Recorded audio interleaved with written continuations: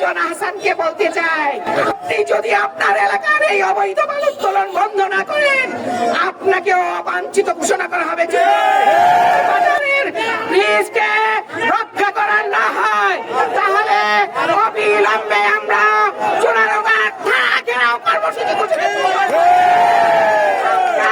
DC office ঘেরাও করব প্রয়োজনে। অনেক মানুষ এখানে এসেছেন। আমি সত্যিকার অর্থে আপনাদের সঙ্গে একাত্ম এবং আপনাদের দাবির সঙ্গে একাত্ম। রাজার বাজারে যে বৃষ্টি পূর্বপারে মানুষের সঙ্গে আমাদের সংযোগ স্থাপন করেছিল, এই বৃষ্টি হয়েছিল বিএনপি জোট সরকারের সময়ে বেগম খালেদা জিয়ার হাত দিয়ে এই বৃষ্টি হয়েছিল। তো বিএনপি সরকার যে বৃষ্টি করেছিল, তারপরে গত 17 বছর ওই খনি হাসিনার ফ্যাসিস্ট সরকার বাংলাদেশের গণতন্ত্রকে যে আঁকড়ে ধরেছিল, গলা টিপে ধরেছিল, বাংলাদেশের ভোট ব্যবস্থাকে ধ্বংস করেছে। তারা কি আর কোনো ব্রিজ স্থাপন করেছে এলাকা? বরঞ্চ খনি হাসিনার লেস পেন্সাররা মিলে এই বালু মহালের নামে অবৈধভাবে বালু তুলতে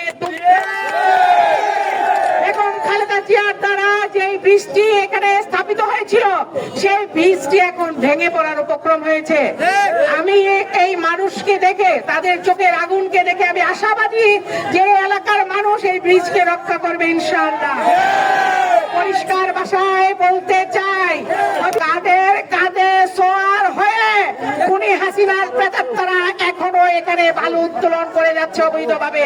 এখানে কিভাবে তারা এক্সকেভেটর ইউজ করছে, এখানে কিভাবে 1 কিলোমিটারের ভিতরে অবৈধভাবে তারা বালু উত্তোলন করছে, নিশ্চিত করে বলতে পারি এটার ভাগ ডিসি সাহেব পাচ্ছেন, ভাগ ইউনো সাহেব পাচ্ছেন, এটার ভাগ ওসি সাহেব পাচ্ছেন। সময় আছে।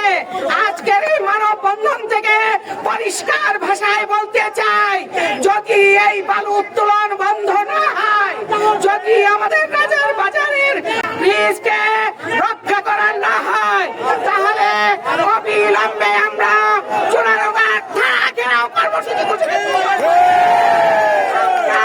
ডিসি অফিস ঘেরাও করব প্রয়োজনে। এই বালু উত্তোলন অবৈধভাবে বন্ধ করতে হবেই হবে। খুনি